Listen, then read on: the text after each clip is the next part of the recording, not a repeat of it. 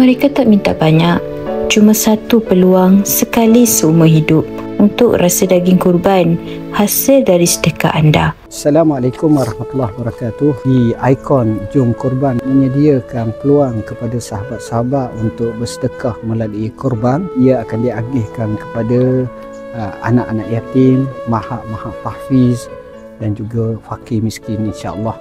Dan itu juga sebahagian daripada cara kita bersedekah dan berinfak yang sudah tentu akan sampai kepada sasaran yang memerlukannya. Kalaulah kita dapat makan daging lembu dalam beberapa hari, beberapa kali dalam sebulan, seminggu, alangkah baiknya. Sebahagian daripada rezeki yang kita dapatkan ini, kita juga merasakan kepada anak-anak yatim, boleh sama-sama mengecapi makanan apa yang kita makan, daging lembu untuk yang telah kita korbankan itu, insya-Allah. Mereka tak minta banyak, cuma satu peluang sekali seumur hidup untuk rasa daging kurban hasil dari sedekah anda.